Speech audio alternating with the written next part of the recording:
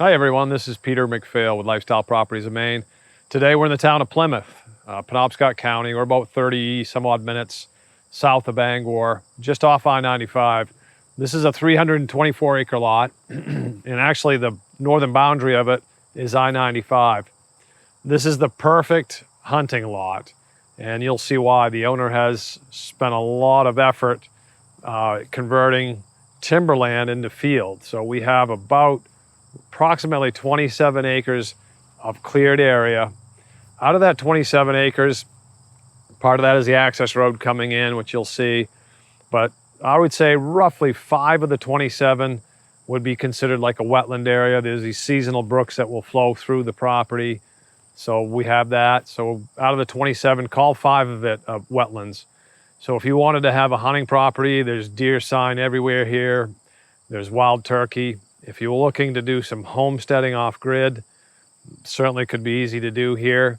There is a strip of road frontage with the property that goes out to Route 69, but it is a thin strip. I think it's maybe 50, 60 feet wide. But access in, we came in off the Valley Road. As far as proximity, the closest shopping is going to be the town of Newport. So in Newport, you know, you're going to have your Walmart, your Dunkin' Donuts. You'll have your grocery stores, pretty much all the staples that you need. The city of Bangor, as I alluded to earlier, it's just over 30 minutes to our north on 95. So you have the Bangor International Airport there, and then all the great things that Bangor has to offer. Some great restaurants there. You've got the waterfront venue for concerts. You've got the Penobscot River. We've got a nice hatch of dragonflies coming off the field here today, which is a good thing to see. But we'll work around the field a little bit, and then we'll work into the timberland to give you guys a really good idea of what the property is. So right now, we're gonna head over to the northwest corner of the field. I'm gonna take you into the wood line over there. There's an old road system trail that goes through it. It wouldn't take a lot if you have an ATV and you wanna make some ATV trails or even hiking trails. It wouldn't take much to clean out those, and we'll hike into the woods and I'll show you that. For you homesteaders, I was in here probably 2 weeks ago, and they were in here haying, and I think the owner reported that they took probably about 20 bales of round hay. So if you have a John Deere tractor and you've always been looking for a piece of land to go with the tractor, this would be a nice opportunity for you. Let's head over to the northwest corner of the field. So we're off the northwest corner of the field, but I want to get down to the old trail that runs through here. We're working our way down to it. So far, predominantly the forest is fir, a little bit of cedar mixed in here and a little bit of hardwood, but predominantly fir. We're gonna keep picking our way down to see if we can pick up that trail for you guys. Made it down to that trail. There's a lot of blowdowns here, so I think it's just a matter of you guys taking your time, whoever buys this, coming in with their chainsaw, cutting some of these trees out of the way that have blown down across this trail. But the base of this trail, it seems really solid, so I think once you got the trees out of the way, you'd have yourself a really nice multi-use trail system in here. I will say that the road noise from I-95, you're gonna hear it. There's no getting around that. At least in this section of the property. Later on in the video, we're gonna work our way into the center of the property and see what the road noise is like there for you guys. But this trail here is coming up on a nice knoll. Actually, it's transitioning from a softwood forest into more hardwood. Up there, I can see it. But we're gonna work our way back to the field and then head up there. And I'm gonna try to pick up this trail where I can see it meanders through this property and see what kind of condition it's in. But let's head up further that way. Okay. You good? Yep. Let's talk a little bit about the soils while we're riding up to the northeast end of the field.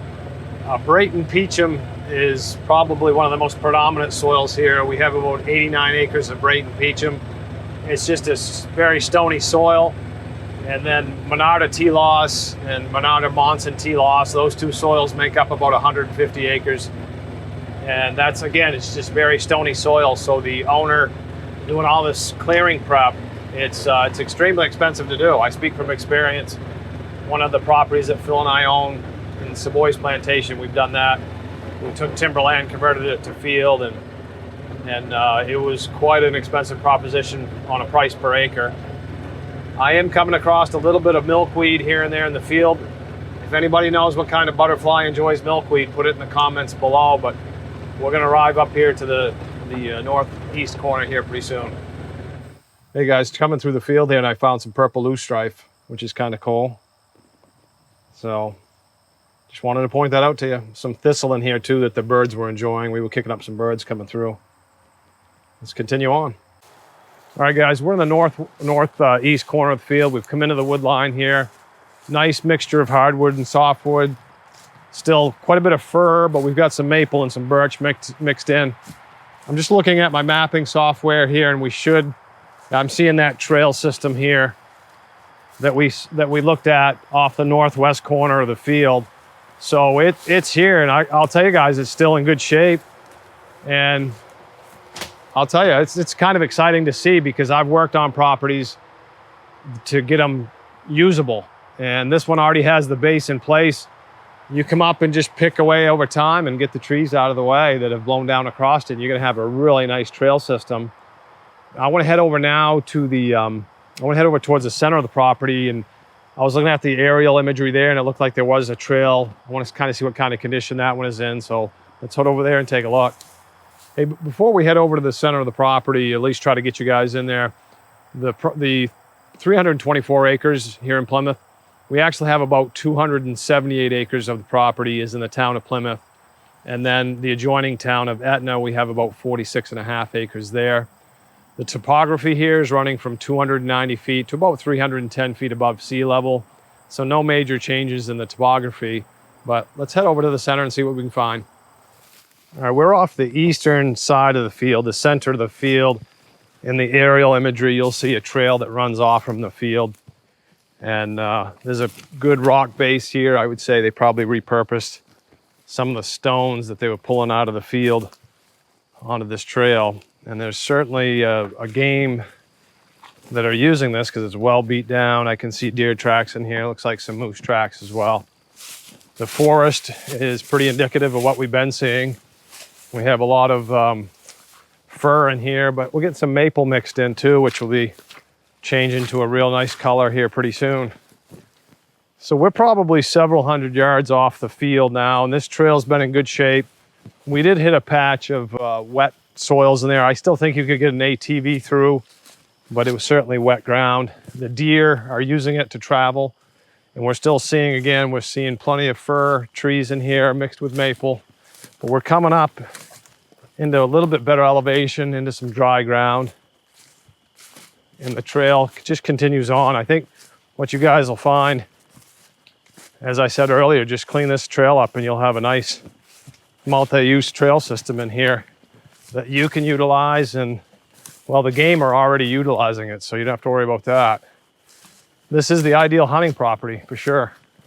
So let's talk a little bit about Plymouth, guys, in Penobscot County. Population here is maybe 1,300 people. It's a great location because we're close to Bangor, 30 minutes out of Bangor, 45 minutes to the coastal town of Belfast. If you've ever been to Belfast, put it in the comments below, but that's one of my favorite coastal towns. Definitely has my favorite Italian restaurant there, Delfino's. And a buddy of mine, Rob, and I went deep sea fishing out of Belfast Harbor last year. We went 12 miles out into Penobscot Bay, and I caught a few mackerel. Rob's quite a fisherman, and he caught, gosh, I want to say a bunch of mackerel. He caught some pollock. I think he had a codfish. He had a good day fishing. But as you can see here, guys, this trail, we've just been hiking out of this trail, and it's in good shape. Just got to clean it up. I want to take you guys now over to the south side of the field. Let's head back and check that out. Hey, if you're new to the channel, guys, don't forget to like and subscribe and click on the notification bell. So this is definitely the hunter's dream property, but on the way over to the south side of the field, if you like to go fishing for like largemouth bass, one of the best largemouth bass fisheries in the state is in the town of Newport, Sebasticook Lake, and that's about 15 minutes here from the property. And Sebasticook Lake is the largest lake that's inside of one municipality. It's about a little over 4,200 acres in size. A buddy of mine, he and his wife, Tim and Karen, they have a place there on the lake, spend the summers there, love it. Got a pontoon boat, have a great time. But if you like to fish, that would be a great spot to hit for you. So we're hiking out the trail, guys, and we find this bright orange pod. That's Jack in the pulpit, also known as Indian turnip. But we didn't see it walking in, stepped right over it. Coming out is like a blinking light, flashing light at us. Pretty cool. We've made it down to the southeast corner of the field. There's another trail that's coming in that, again, I think you could clean it up and use it for hiking ATV. The deer are using it right now. It's beaten down. Location-wise, we're about 219 miles from Boston. It's about a 3-hour, 22-minute drive, and that's going to be predominantly all on the I-95 to get here. And as you can see, guys, this is just a prime hunting property. If you're looking to do off-grid homesteading, obviously solar potential with this open field is going to be phenomenal. You can see behind me with the field that's been mowed. Then you can see the change in the grasses there. We got some goldenrod coming up. There's a wet run that runs down through there. That's why they didn't hay that. And then you come up out of that and you'll see the other side where they actually was doing some more haying over there. So let's kind of recap what we got here. 324 acres of land. The property, part of it is in tree growth. Obviously the field is not. The taxes are just over $1,300 a year. Price is $454,000. This has been Peter McPhail with Lifestyle Properties of Maine. Thanks for joining me today, and I look forward to seeing you guys again real soon.